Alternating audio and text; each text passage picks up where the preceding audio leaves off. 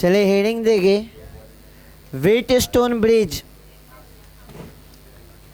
Heading देंगे सारे बच्चे व्हीट स्टोन ब्रिज, या एक क्वेश्चन बना लीजिए। What is wheat stone bridge? What is wheat stone bridge?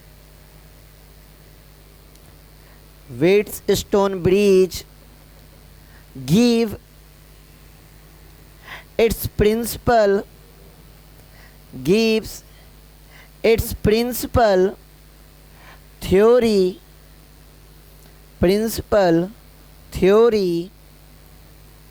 and prove that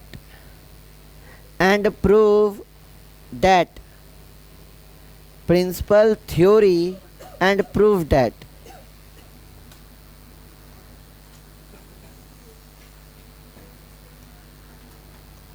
ध्यान दीजिएगा, व्हीट स्टोन ब्रिज एक ऐसा सर्किट है, व्हीट स्टोन ब्रिज हमारा एक ऐसा सर्किट है, इस सर्किट के हेल्प से हम एक डिवाइस को बनाएंगे। वो डिवाइस कौन है? हमारा मीटर ब्रिज। वो डिवाइस हमारा कौन है? Meter bridge. व्हीट स्टोन के हेल्प से हम एक डिवाइस बनाएंगे और वो डिवाइस हमारा क्या है? Meter bridge. अब ये जो मीटर ब्रिज है ये किस पे बेस्ड है? ये जो मीटर ब्रिज है वो किस पे बेस्ड है? व्हीट स्टोन ब्रिज पे। मतलब ये इसके बारे में जानेंगे, इसके प्रिंसिपल को समझेंगे और इसके प्रिंसिपल का यूज़ करके हम एक डिवाइस बनाएंगे। वो डिवाइस आपका क्या कहलाता है? Meter bridge. इस चैप्टर के एंड में आपका जो टॉपिक है वो क्या है? आपका मीटर ब्रिज, जो किस पे बेस्ड है? व्हीट स्टोन ब्रिज पे। तो सबसे पहले समझना होगा हमें कि व्हीट स्टोन ब्रिज है क्या। ध्यान दीजिएगा, व्हीट स्टोन ब्रिज एक आपका ऐसा सर्किट है जिससे हम लोग अननोन रेसिस्टेंस को फाइंड आउट करते हैं। किसको फाइंड आउट करते हैं? अननोन रेसिस्टेंस को। याद रहेगा, व्हीट स्टोन ब्रिज एक ऐसा सर्किट है जिससे हम लोग किसको फाइंड आउट करते हैं? अननोन रेसिस्टेंस को। हमारे पास रेसिस्टेंस दिया रहेगा, उसमें से किसी अननोन रेसिस्टेंस को फाइंड आउट करना है तो किसका यूज़ करेंगे? व्हीट स्टोन ब्रिज का। लिखिएगा, wheat stone bridge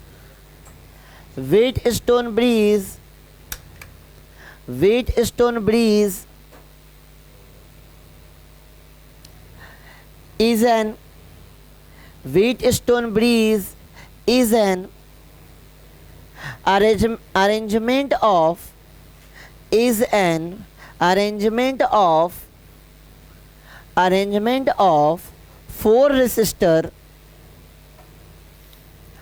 arrangement of four resistor in the form of a bridge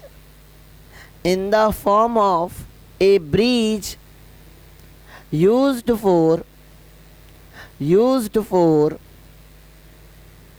measuring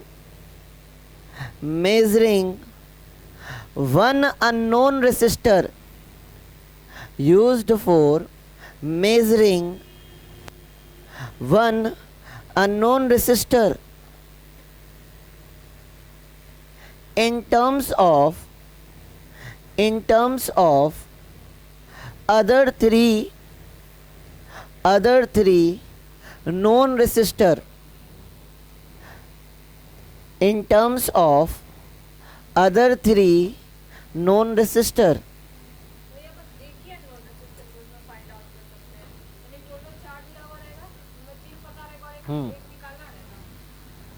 ध्यान दीजिएगा, व्हीट स्टोन ब्रिज में आपके 4 रेसिस्टर का क्या होता है? एक अरेंजमेंट होता है। 4 रेसिस्टर का आपका क्या होता है? एक अरेंजमेंट होता है, जिसको क्या नाम दिया गया है? ब्रिज। व्हीट स्टोन ब्रिज में 4 रेसिस्टर का क्या होता है? एक अरेंजमेंट होता है, जिसका नाम क्या पड़ा है? ब्रिज। इस 4 रेसिस्टर में, ये 4 रेसिस्टर में एक ऐसा रेसिस्टर होता है, ये 4 रेसिस्टर में एक ऐसा रेसिस्टर होता है जिसकी वैल्यू हमें पता नहीं होती, जिसकी वैल्यू हमें पता नहीं होती। वन रेसिस्टर क्या होता है? अननोन होता है, इसके रेसिस्टेंस के बारे में हमें पता नहीं होता। तो व्हीटस्टोन ब्रिज का यूज़ करके हम इस अननोन रेसिस्टर का वैल्यू को क्या कर सकते हैं? फाइंड आउट कर सकते हैं। तो व्हीटस्टोन ब्रिज हम लोग यूज़ ही इसलिए करते हैं कि अननोन रेसिस्टर की वैल्यू को क्या कर सके? फाइंड आउट कर सके। क्लियर है? तो व्हीटस्टोन ब्रिज क्या है? ये एक आपका अरेंजमेंट है जिसमें 4 रेसिस्टर होते हैं, जिनमें से 3 की वैल्यू क्या होती है? हमें पता होती है। उनमें से कोई एक, 4 में से कोई एक ऐसा रेसिस्टर होगा जिसकी वैल्यू हमें पता नहीं होती है। तो उसी की वैल्यू को फाइंड आउट करने के लिए हम लोग किसका यूज़ करते? व्हीटस्टोन ब्रिज का। आ रहा है बात समझ में? नीचे पॉइंट बनाएंगे, कंस्ट्रक्शन लिख के डैश देंगे, कंस्ट्रक्शन लिख के डैश देंगे, कंस्ट्रक्शन लिख के डैश दीजिए, लिखिएगा, बोला जाए। कंस्ट्रक्शन लिख के डैश दिए, लिखिएगा 4 resistors, 4 resistors R1, R1, R2, R3 and R4, R1, R2, R3 and R4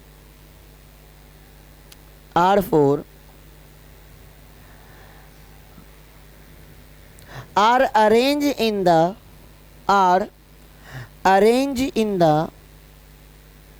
form of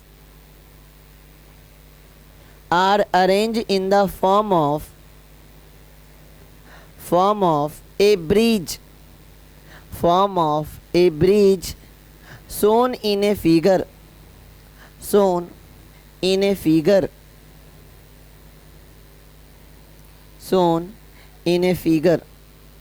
चलिए फिगर बना रहे, ध्यान दीजिएगा। क्या बताए इसमें? कितने रेसिस्टर होते हैं? 4। ये जो 4 रेसिस्टर होते हैं,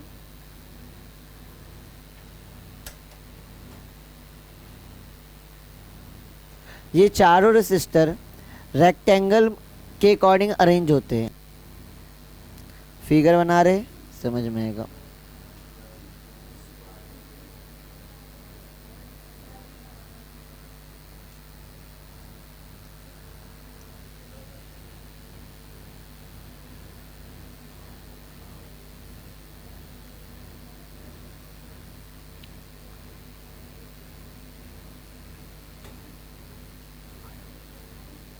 ये हमारा फर्स्ट रेसिस्टर, इसके रेसिस्टेंस को क्या मान लिए? R1।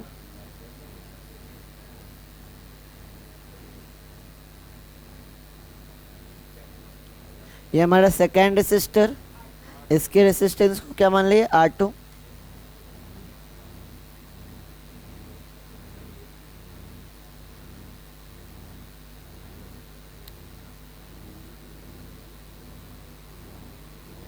यह हमारा थर्ड रेसिस्टर, इसके रेसिस्टेंस को क्या मान लेगा? R3।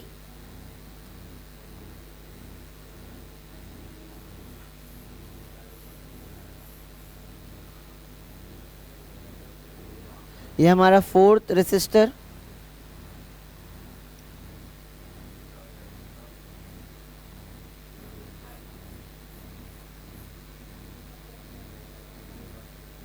इसके रेसिस्टेंस को क्या मान लिए? R4। तो इस तरह से 4 रेसिस्टर का क्या होता है? अरेंजमेंट होता है। इस तरह से 4 रेसिस्टर का क्या होता है? अरेंजमेंट होता है। एक और रेसिस्टर होता है, एक और रेसिस्टर होता है, वो कहाँ होता है? बीच में। एक और रेसिस्टर होता है, वो कहाँ होता है? आपका बीच में। और ये वाले रेसिस्टर के साथ ध्यान दीजिएगा, ये वाले रेसिस्टर के साथ एक इंस्ट्रूमेंट आपका कनेक्ट होता है। ये वाले रेसिस्टर के साथ क्या कनेक्ट होता है? एक इंस्ट्रूमेंट।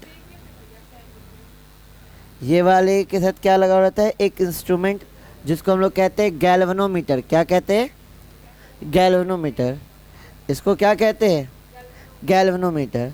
तो एक और रेसिस्टर होता है, इसका नाम दे देते हैं R5। इसका नाम क्या दे देते हैं? R5। और R5 के साथ आपका क्या कनेक्टेड है? गैल्वेनोमीटर। अगर गैल्वेनोमीटर देख रहे हैं तो ये इस रेक्टेंगल के क्या है? डायगोनल में क्या है? कनेक्ट है ना? गैल्वेनोमीटर इसके डायगोनल में क्या है? कनेक्ट है। अब ये जो है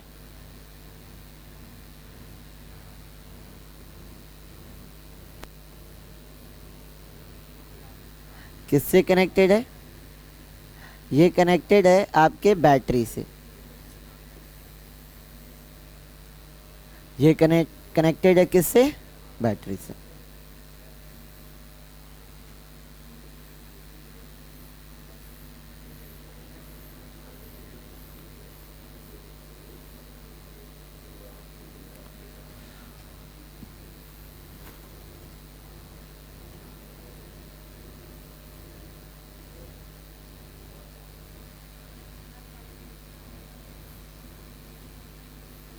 ये V वोल्ट के बैटरी से क्या है? कनेक्टेड है। तो फिगर ड्रॉ करेंगे।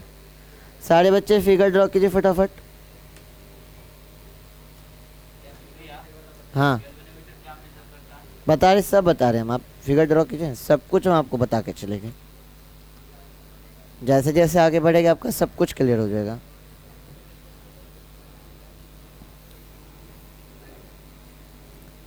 ठीक है, इसमें 4 रेसिस्टर है, R1, R2, R3, R4, जो आपके क्या है? एक रेक्टेंगल के चारों साइड में अरेंज है। बीच से एक और रेसिस्टर है R5, जो डायगोनल में कनेक्टेड है। किसके थ्रू? गैल्वेनोमीटर के थ्रू। हाँ 5 हो गया। नहीं, बीच वाले का उतना यूज़ नहीं है, बता देंगे। नोट कीजिए, जल्दी से फिगर ड्रॉ कीजिए।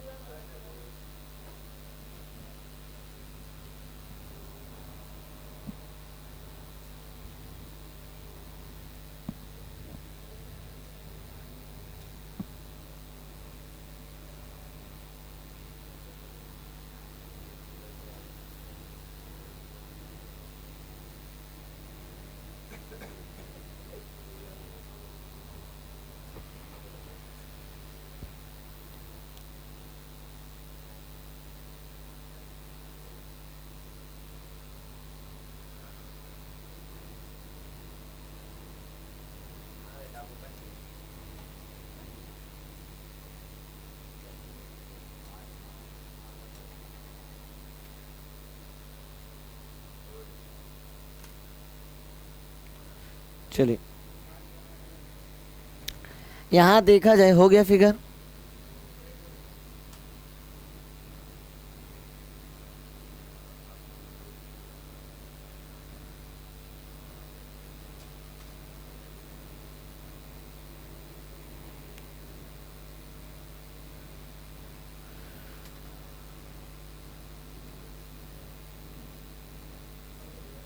ध्यान दीजिएगा, ये जो R5 है वो किससे कनेक्टेड है? आपका गैल्वेनोमीटर से।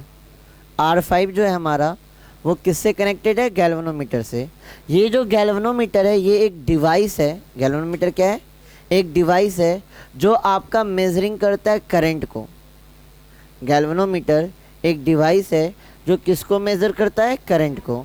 तो क्वेश्चन ये भी उठ रहा होगा, भैया तो हम गैल्वेनोमीटर का क्यों यूज़ करें? हम आमीटर भी यूज़ कर सकते हैं, वो भी तो करंट मेजरमेंट करता है।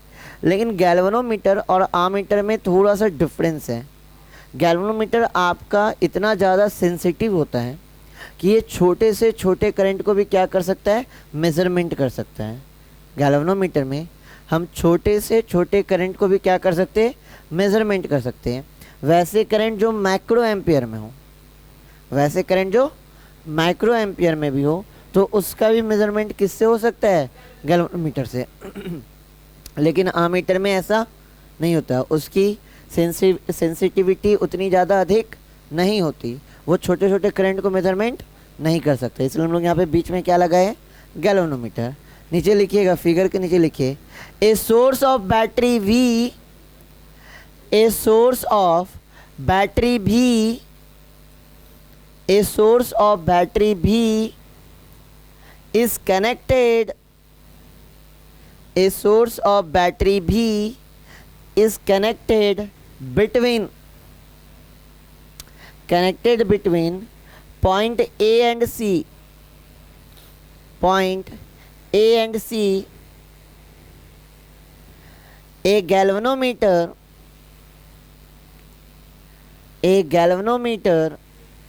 is connected between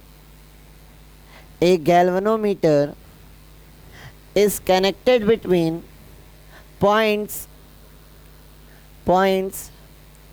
B and D.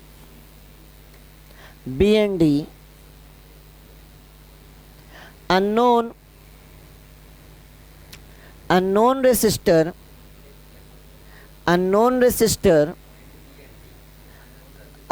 resistor can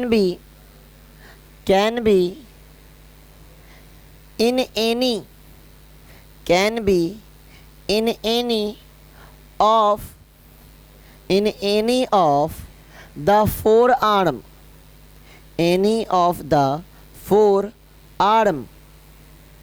of the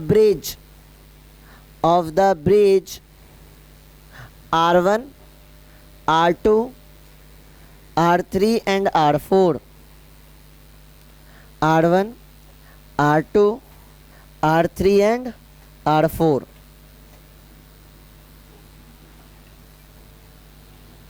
ध्यान दीजिएगा।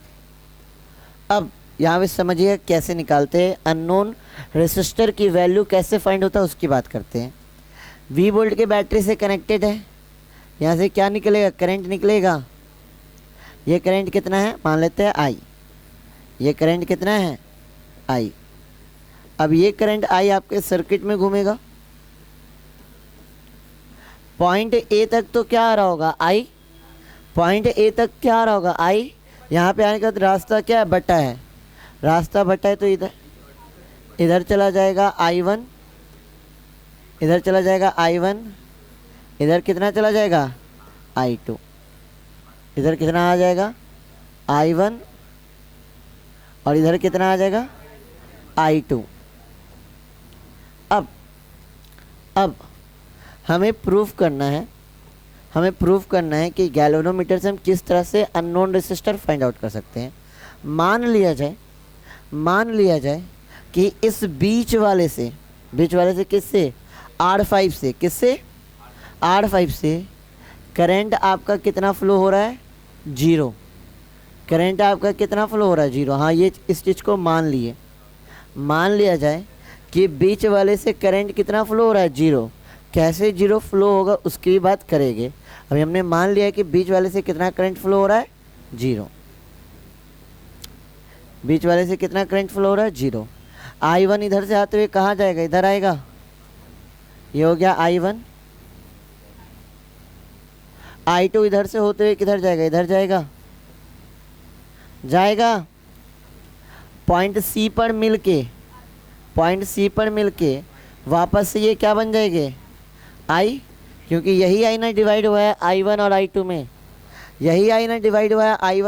में, वापस से जब C पॉइंट में मिलेंगे वापस से क्या बन जाएंगे I, और ये I आपका वापस से कहाँ आ जाएगा, बैटरी में। तो जो हमने आपको फैक्ट याद कराया है उसको यूज़ करेंगे। बैटरी से जितना करंट निकल रहा है घूम के क्या आएगा, उतना ही करंट आएगा। अब बीच में आपका करंट 0 कैसे फ्लो कर सकता है इसकी बात करते हैं। बीच में करंट हमने मान लिया क्या है, 0 है। ये कब हो सकता है इसकी बात करते हैं। ध्यान दीजिएगा, V वोल्ट के बैटरी से जुड़े हैं, तो यहाँ पे पोटेंशियल डिफरेंस कितने का होगा, V का। यहाँ पे पोटेंशियल डिफरेंस कितने का होगा, V का। एक आपका क्या है, पॉजिटिव टर्मिनल, और एक आपका क्या है, नेगेटिव टर्मिनल। एक आपका क्या है, पॉजिटिव टर्मिनल, और एक आपका क्या है, नेगेटिव टर्मिनल। अब ज़रा सोचिएगा, पॉजिटिव टर्मिनल जो बैटरी का होता है वो होता है हायर पोटेंशियल। पॉजिटिव टर्मिनल जो बैटरी का होता है वो कैसा होता है, हायर पोटेंशियल। और नेगेटिव टर्मिनल जो बैटरी का होता है वो होता है लोअर पोटेंशियल। ठीक है, तो हायर पोटेंशियल यहाँ पे होगा V और लोअर पोटेंशियल क्या होगा, 0। तब इनके बीच का पोटेंशियल डिफरेंस कितना आएगा, V। बैटरी का पोटेंशियल आपका वोल्टेज भी दिया हुआ है, इसका ये मतलब होता है कि हायर पोटेंशियल कितना है V और लोअर पोटेंशियल क्या है 0, तब इनके बीच का जो पोटेंशियल डिफरेंस होगा वो कितना होगा V। अब ध्यान दीजिएगा, ये जो पॉजिटिव टर्मिनल है कहाँ से जुड़ा हुआ है, A से जुड़ा हुआ है, तो यहाँ का पोटेंशियल कितना होगा V, यहाँ का पोटेंशियल क्या होगा V। नेगेटिव टर्मिनल आपका कहाँ से जुड़ा हुआ है, पॉइंट C पे आके जुड़ा हुआ है, तो यहाँ का पोटेंशियल क्या होगा 0, यहाँ का पोटेंशियल क्या होगा 0। अब ये जो R5 है इसमें हमने करंट कितना मान लिया है 0। करंट कब 0 होगा, करंट कब 0 हो सकता है, इनके बीच करंट कब 0 फ्लो होगा। अच्छा ये बता कौन रहा है कि करंट 0 फ्लो होगा, ये कौन बताएगा, गैल्वेनोमीटर। गैल्वेनोमीटर के नीडल में अगर डिफ्लेक्शन नहीं होगा, डिफ्लेक्शन नहीं होगा तो करंट कितना होगा 0, क्योंकि गैल्वेनोमीटर तो एक इंस्ट्रूमेंट है, अगर उसमें करंट फ्लो होगा तो उसका नीडल क्या होगा, डिफ्लेक्ट करेगा। हाँ, जैसे आमीटर हो गया, वोल्ट मीटर में होता है ना नीडल, उसका नीडल डिफ्लेक्शन करने लगता है, तो गैल्वेनोमीटर का जो नीडल है उसमें डिफ्लेक्शन नहीं था, मतलब करंट क्या होगा 0। ये तब हो सकता है जब पॉइंट B और पॉइंट D का पोटेंशियल क्या हो, सेम हो, क्योंकि V इज इक्वल टू क्या होता है I into R, V is equal to क्या होता है I इंटू आर। अच्छा यहाँ V क्या था ओम्स लॉ में, V क्या था यहाँ पे पोटेंशियल डिफरेंस, तो I इज इक्वल टू क्या हो जाएगा डेल्टा V अपन में हो जाएगा R। अगर B और D पॉइंट का पोटेंशियल क्या हो सेम, B और D पॉइंट का पोटेंशियल क्या हो, यहाँ भी आपका x हो और यहाँ भी आपका क्या हो x, यहाँ भी x हो और यहाँ भी x, मतलब इन दोनों पॉइंट का पोटेंशियल दोनों जगह सेम है, तो इनका पोटेंशियल डिफरेंस कितना हो जाएगा 0 हो जाएगा, इनका पोटेंशियल डिफरेंस क्या हो जाएगा 0, तो I भी क्या हो जाएगा। इतना लॉजिक आ रहा है समझ में, इतना लॉजिक आ रहा है समझ में कि इसमें करंट आपका 0 कब फ्लो करेगा, इसमें करंट आपका तब 0 फ्लो होगा जब इन दोनों पॉइंट का B और D पॉइंट का पोटेंशियल क्या होगा सेम। और क्योंकि हमने ओम्स लॉ में पढ़ा है कि V इज इक्वल टू क्या होता है IR, जहाँ पे V क्या था पोटेंशियल डिफरेंस, I था करंट और R क्या था रेसिस्टेंस, यहाँ से I निकालेंगे तो क्या हो जाएगा डेल्टा V अपन में R। डेल्टा V क्या है पोटेंशियल डिफरेंस, डेल्टा V क्या है पोटेंशियल डिफरेंस। अब ये पोटेंशियल डिफरेंस कैसे निकलेगा, इन दोनों पॉइंट का, और इन दोनों पॉइंट का अगर पोटेंशियल सेम है तो पोटेंशियल डिफरेंस क्या हो जाएगा 0, 0 अपन में R, तो I की वैल्यू क्या हो जाएगी 0। आ रहा है बात समझ में। तो अगर ऐसा होता है, अगर ऐसा होता है किसी तरह, अगर आपके बीच से या गैल्वेनोमीटर से करंट कितना फ्लो कर रहा है 0, करंट कितना फ्लो कर रहा है 0, तो इस सिचुएशन में R1 अपॉन में R2 इज इक्वल टू होता है R3 अपॉन में R4। अगर आपका 20 से करंट कितना फ्लो कर रहा है 0, तो R1 अपॉन में R2 इज इक्वल टू क्या होता है R3 अपॉन में R4। ये कब होगा, जब R5 से फ्लो करने वाला करंट कितना होगा 0। कंडीशन है, कंडीशन याद रखना है, ये तब पॉसिबल होगा जब आपका R5 से कितना करंट फ्लो कर रहा है 0, तब आपका R1 रेशियो क्या होगा R2 के और R3 रेशियो किसके होगा R4 के। और इस कंडीशन में हम बोलेंगे कि हमारा जो ब्रिज है वो क्या है बैलेंस है। इस कंडीशन में हम कहेंगे कि हमारा ब्रिज क्या है बैलेंस है। नोट कीजिए इसको, नोट कीजिए, नोट कीजिए, आपका जो भी क्वेश्चन उठ रहा है सब डाउट क्लियर हो जाएगा। पहले नोट कीजिए, मेरे नोट कीजिए ना आप, मेरे मानने पे जो भी आपका क्वेश्चन हमको पता है नोट कीजिए। अभी लिखिए ना ये बैटरी वाला, उसके नीचे लिखिएगा, अभी नीचे लिखिए ना ये बैटरी इज कनेक्टेड भी, a source of battery V is connected, उसके नीचे इसको लिखिएगा।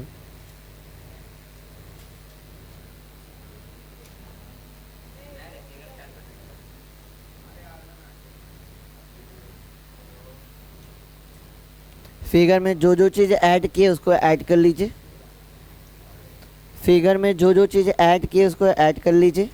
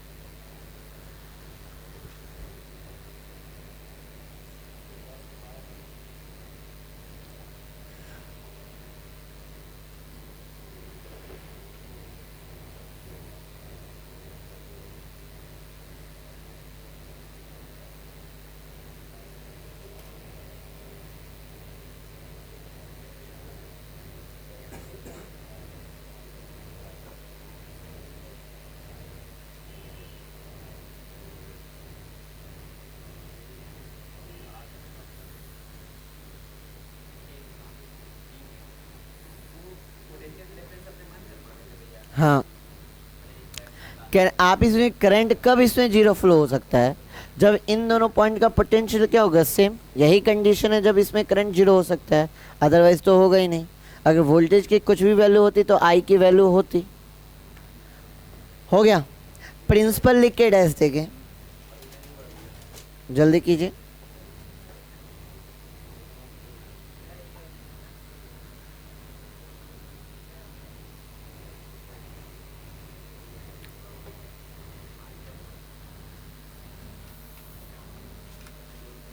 हो गया। प्रिंसिपल लिख के डैश दीजिएगा। when circuit is closed, when circuit is closed, the galvanometer, when circuit is closed, the galvanometer, when circuit is closed, the galvanometer shows that presence of current, galvanometer shows that presence of current through it, presence of current through it.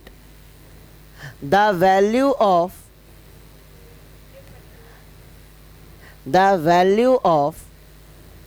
a resistance, the value of a resistance is adjusted in value of resistance is adjusted in such a way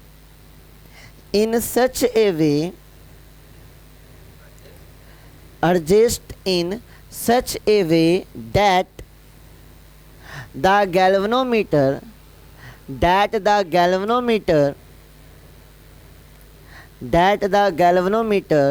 shows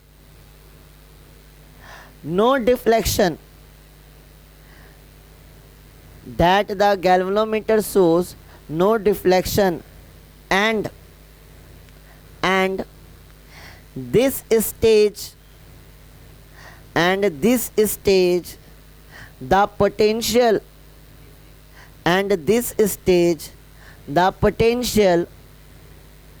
at point B and D is equal,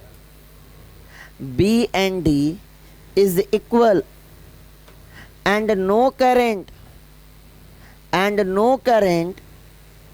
flow through the galvanometer,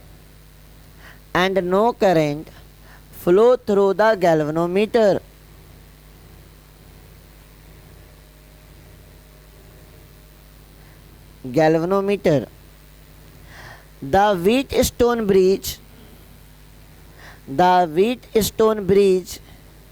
at this stage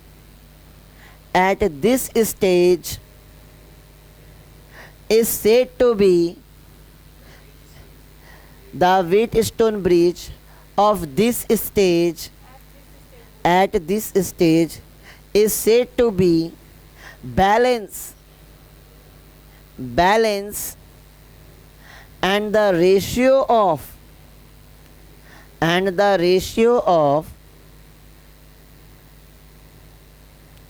R1 and R2, the ratio of R1 and R2 is equal to the ratio of R3 and R4,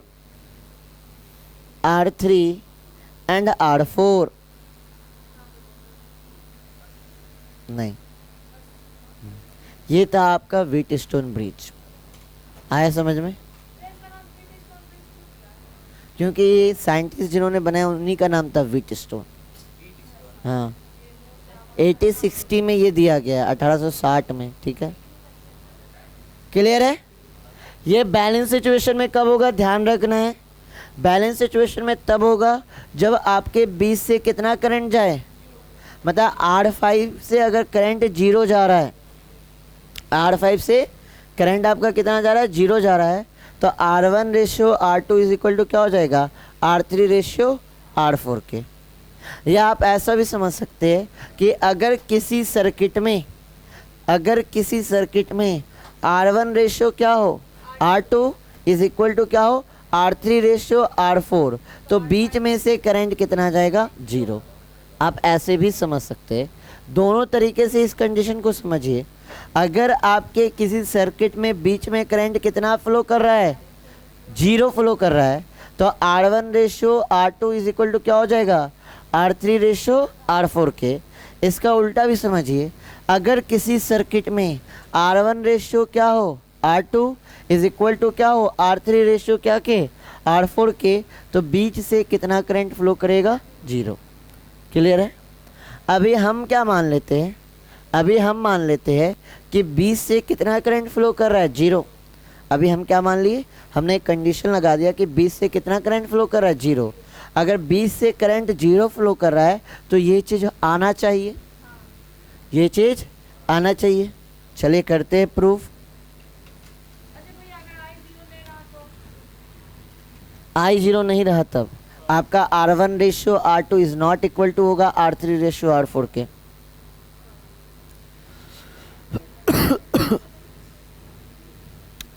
चलिए ध्यान दीजिएगा, to proof हमने condition क्या माना है, हमने condition माना है कि बीच से करंट क्या फ्लो हो रहा है, 0। यहाँ पे इस चीज़ का माइंड में सेट करना है, इसको प्रूफ कर रहे हैं तो इसके लिए हमने कंडीशन मान लिया कि बीच से करंट कितना फ्लो कर रहा है, 0। बीच से करंट कितना फ्लो कर रहा है, 0। चलिए ध्यान दीजिए, अब ये मज़ेदार होगा, ध्यान दीजिएगा सारे बच्चे, चलिए ध्यान दीजिए। अकॉर्डिंग टू ओम्स लॉ, एकदम ध्यान से देखिएगा, बहुत इजी होने वाला, बहुत इजी। एक बार और प्रूफ करेंगे इसको, नहीं व्हीटस्टोन ब्रिज को, लेकिन मेथड दूसरा लगाएंगे, ठीक है। अकॉर्डिंग टू ओम्स लॉ, फिर आप लोग डिसाइड कीजिएगा, आपको जो इजी लगे उसको लेके चलना है एग्ज़ाम में। हम एक बार और प्रूफ करेंगे, हाँ अभी नहीं, वो किरचॉफ लॉ पढ़ने के बाद। अकॉर्डिंग टू ओम्स लॉ क्या पढ़े है, V is equal to I into R. यहाँ पे जो V है वो आपका है क्या, पोटेंशियल डिफरेंस, I आपका क्या है, करंट, और R क्या है, रेसिस्टेंस। अब हमारे पास कितने रेसिस्टर है, 4, R1 R2 R3 and R4। इन सारे के लिए हम लोग क्या अप्लाई करेंगे, ओम्स लॉ। पहले ओम्स लॉ अप्लाई करते 4 पॉइंट AB, किसके लिए, AB पॉइंट के लिए हम लोग ओम्स लॉ लगाते हैं। ध्यान दीजिएगा,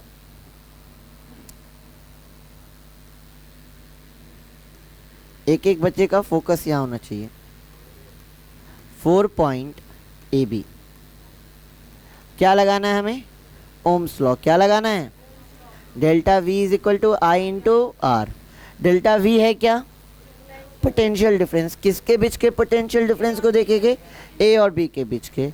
A का पोटेंशियल कितना, B का पोटेंशियल कितना, X, तो इनका पोटेंशियल डिफरेंस क्या हो जाएगा, V माइनस X।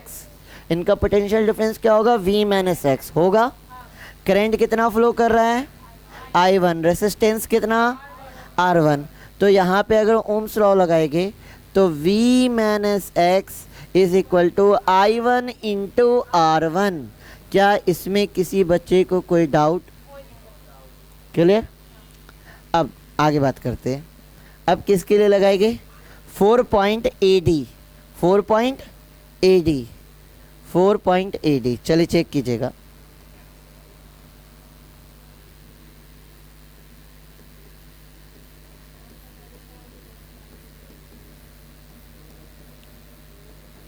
क्या लगाना है हमको, ओम्स लॉ। क्या पढ़े हैं, delta V is equal to I into R. Delta V क्या है, पोटेंशियल डिफरेंस, I क्या है, करंट, और R क्या है, रेसिस्टेंस। किन दो पॉइंट की बात हो रही है, A और D की। A का पोटेंशियल कितना, D का पोटेंशियल कितना, X, तो इनके बीच का पोटेंशियल डिफरेंस कितना हो जाएगा, V माइनस X। करंट कितना फ्लो हो रहा है, रेसिस्टेंस कितना है R2, तो क्या लिख सकते हैं सर, क्या लिख सकते हैं, V minus X is equal to I2 into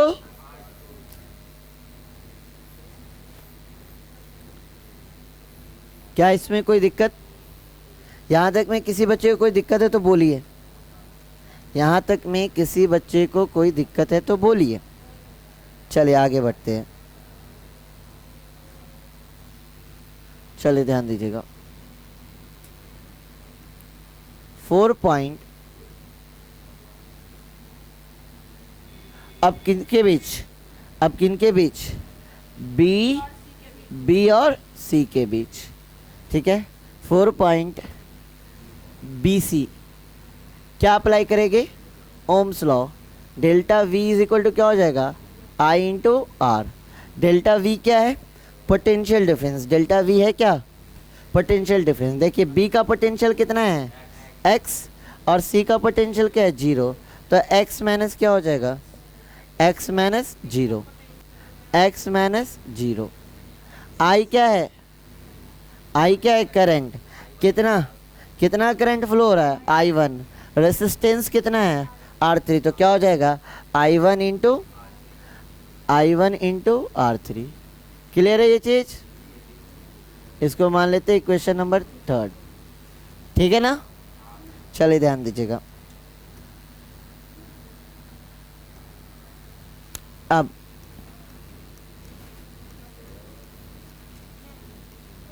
four point ध्यान दीजिएगा, 4 point D C, 4 point D C किसके बीच का देख रहे हैं, डी और सी के बीच का।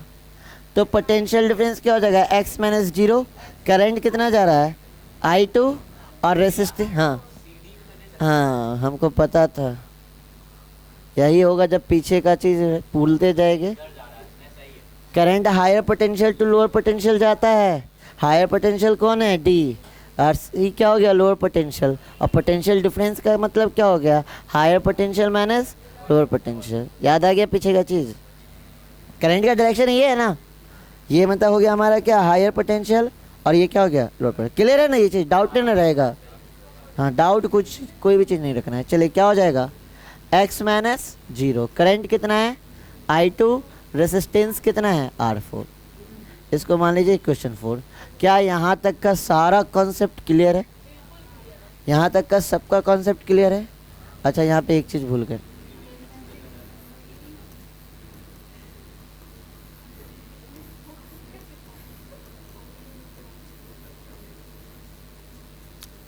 अब ध्यान दीजिए, अब क्या करेंगे ध्यान दीजिएगा सारे बच्चे।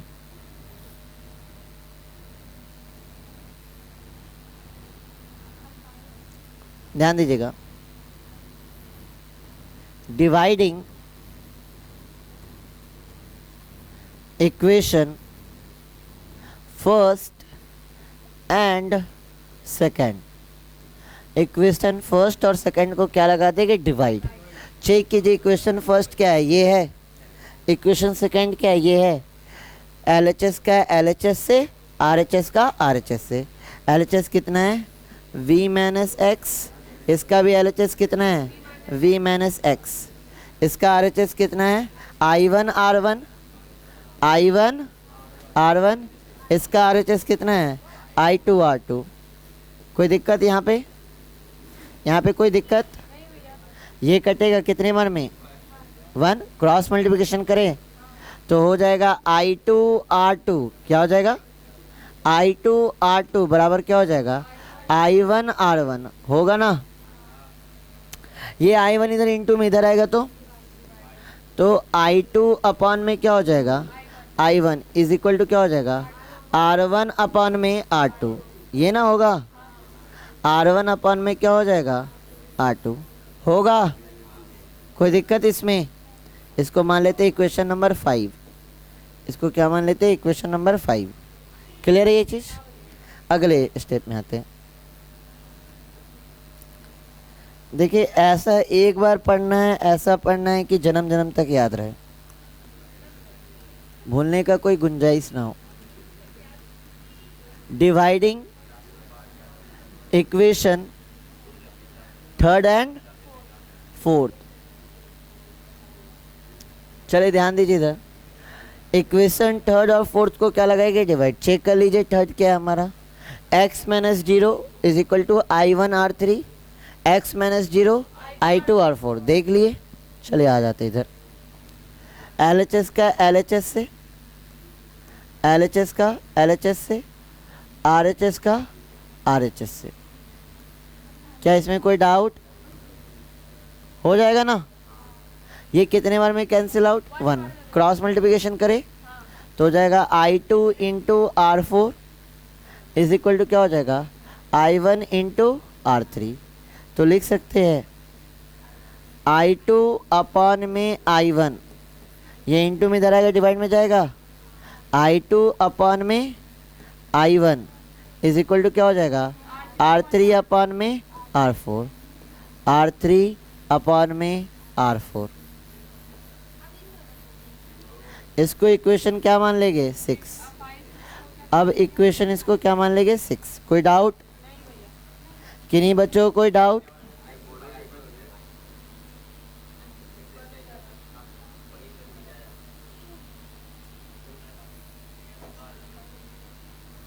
अब ज़रा चेक कीजिए, ज़रा चेक कीजिए इक्वेशन 5 को। क्या है, I2 अपॉन में I1 इज इक्वल टू क्या है, R1 अपॉन में R2।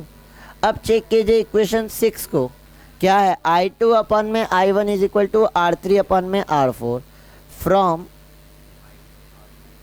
From equation 5 and equation 6, from equation 5 and equation 6 क्या देखने को मिला, 5 और 6 से देखने को मिला, ध्यान दीजिए, 5 और 6 से हमें देखने को मिला कि इन दोनों का LHS क्या है, इक्वल है। जब LHS इक्वल है भैया तो RHS भी इक्वल होगा। तो इसका RHS है R1 अपॉन में क्या है, R1 अपॉन में है R2, और इसका RHS कितना है, R3 अपॉन में R4, R3 अपॉन में R4। क्या हमें यही प्रूफ करना था? तो हाँ, हमें यही प्रूफ करना था, हमें तो यही प्रूफ करना था ना। हो गया मक्खन।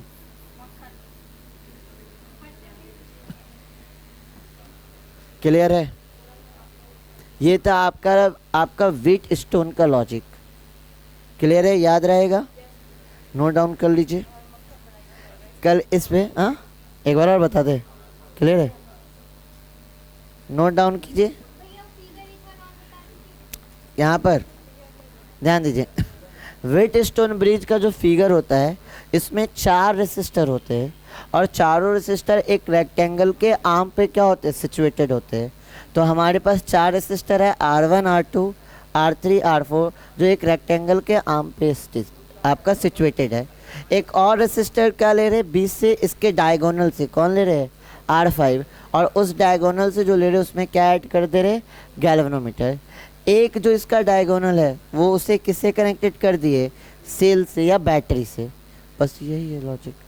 आपका V वोल्ट के बैटरी से जोड़े कितना करंट निकलेगा, I, पॉइंट A तक क्या आएगा, I करंट। यहाँ पे तो आके रास्ता बट रहा है ना, इधर हो गया I1 और इधर क्या हो गया, I2। हमने मान लिया है कि 20 से कितना करंट फ्लो कर रहा है, 0। तो फिर ये करंट इधर आएगा I1, और ये I2 कहाँ जाएगा, यहाँ मिल के क्या बन जाएगा आपका, वापस से I।